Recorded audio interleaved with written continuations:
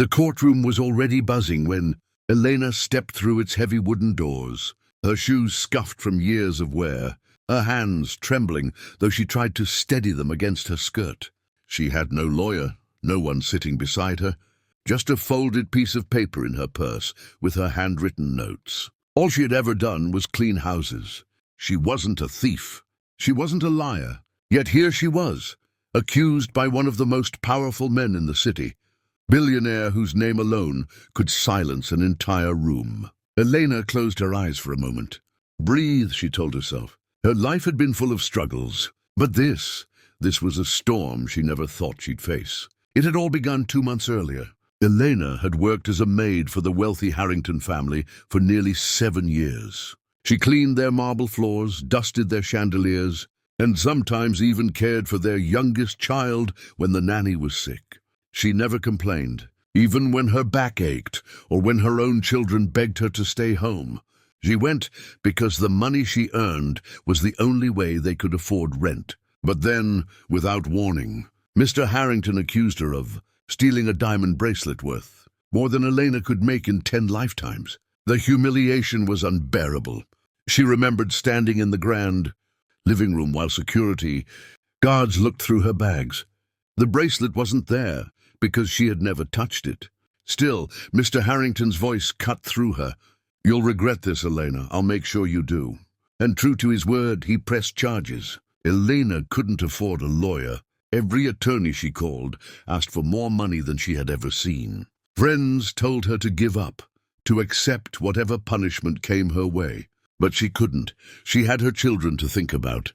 A criminal record would destroy their future as much as hers. So she decided to walk into court alone, with nothing but truth on her side. That morning, she sat quietly at the back of the courtroom, watching as Mr. Harrington arrived in a perfectly tailored suit, flanked by lawyers who carried thick files. He didn't even glance at her.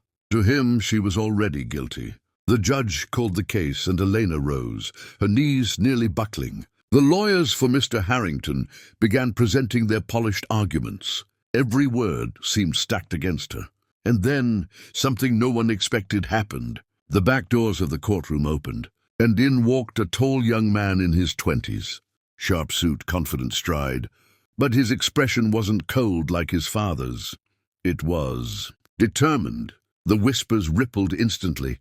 "It's Ethan Harrington, the billionaire's son." Elena's eyes widened. She had known Ethan since he was a boy, but in recent years he was always away at college, then traveling abroad. Why was he here? He walked straight up to the judge and asked to speak. The court allowed it, given his connection to the case. Ethan's voice was steady, but Eleanor noticed the flicker of anger in his eyes, not at her, but at his father. "Your Honor," he began, "I can't stay silent. The truth about this bracelet is not what my father wants everyone to believe." The room fell into silence. Mr. Harrington shifted uncomfortably in his chair. "The bracelet wasn't stolen. I know this because I was the one who misplaced it. I borrowed it from my mother's jewelry box for an art project I was working on. When my father noticed it missing, instead of asking questions, he blamed Elena." Gasps filled the courtroom. Elena felt her heart pounding in her chest. Ethan stepped closer, his voice softening as he turned toward her. "Miss Elena has worked in our home since I was a boy. She's helped raise me, cared for me when my mother was too busy. She's honest, selfless, and one of the hardest working people I know. To accuse her is not only unfair, it's cruel." Mr. Harrington's lawyers looked horrified. The billionaire's face turned red, but he said nothing. For the first time, his power seemed powerless. Elena's tears blurred her vision. She had prepared herself for humiliation, for defeat, but never for kindness like this. The judge's voice broke the silence. "Given this testimony, and the lack of any evidence against Miss Elena, the case is dismissed." The gavel struck. Just like that, the weight crushing her chest lifted. She sank into her seat, sobbing quietly. It wasn't just relief. It was the overwhelming shock that someone had stood up for her. Someone she once helped with his homework. Someone she thought had forgotten her. Ethan turned and approached her, his eyes kind. "I'm sorry," he whispered. "You didn't deserve any of this. You've always been like family to me." She couldn't find words. only a trembling nod as her hands clasped his. As the courtroom emptied, Mr. Harrington stormed out without a glance at either of them. But something extraordinary happened afterward. News of the case spread, how a maid was falsely accused, how a billionaire's son defended her with courage. Elena began receiving calls. Families she once cleaned for reached out, apologizing for doubting her. Strangers from the community offered support, food, even money to help her family get back on their feet.